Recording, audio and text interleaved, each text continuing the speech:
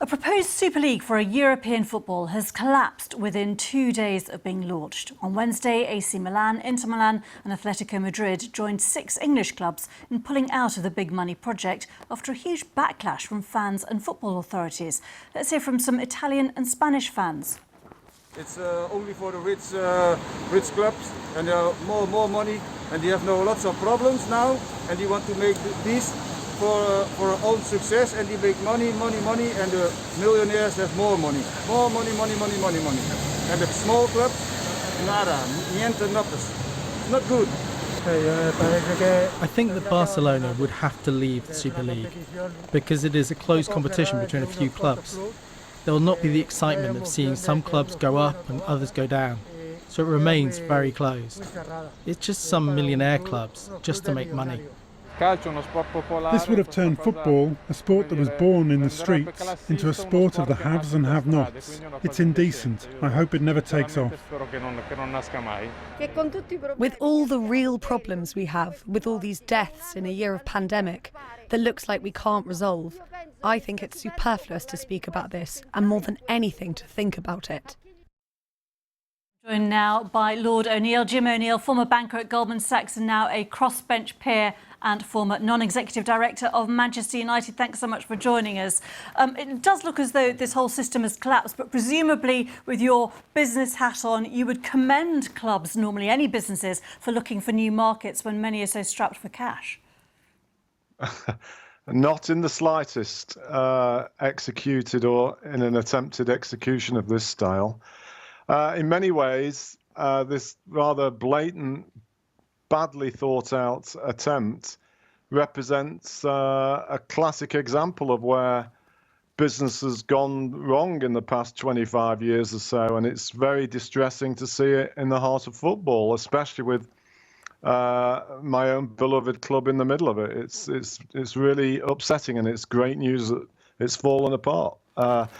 This is demonstrating profit with no real purpose, or the pursuit of profit with no real purpose, in a way that has characterized the circumstances that have led to the rise of Trump, the rise of Brexit, and this perception of so many people seeming left behind and left out. And it's not surprising to see the huge backlash, because it's completely against the spirit of what is, at least in England and many other countries, the most important participation and viewed sport for tens and hundreds of millions of people.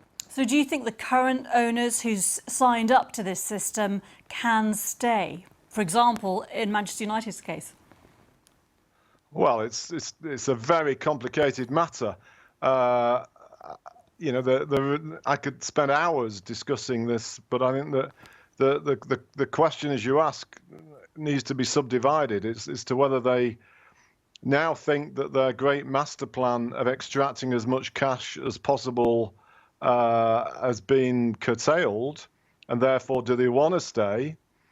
And secondly, with it, what can be done to attract more rational people to buy it off them at a price they'd sell, without those people paying over the odds. And does that include you? Would you be interested still in getting into this business, to being involved? Obviously, there's huge amount of change potentially just from what's happened in the last few hours. I mean, this is potentially an enormous moment for the way modern football has been evolving in Europe.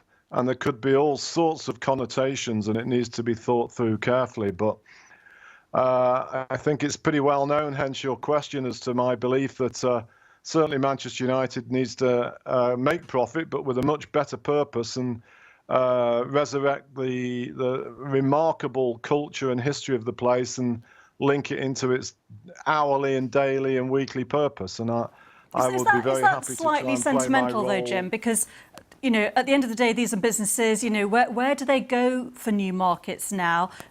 They might have been bedded in communities, but is that sustainable? I mean, the idea that this curtails real new markets is nonsense, to be honest. I mean, amongst the reasons why this idea was ridiculous, the very concept of trying to have a European Super League without any countries from France and Germany, which lie at the core of everything European in the world since I was born, is itself utter madness.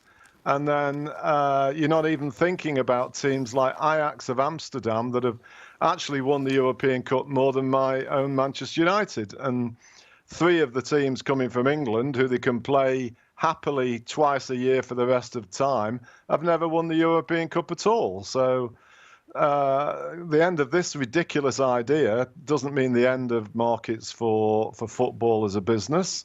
What it means is the end of trying to construct artificial cartels to extract cash with no real purpose. Lord O'Neill, Jim O'Neill, many thanks indeed for your time today. Hugely appreciated. I think your answers show watch this space in terms of your own particular future. Thank you.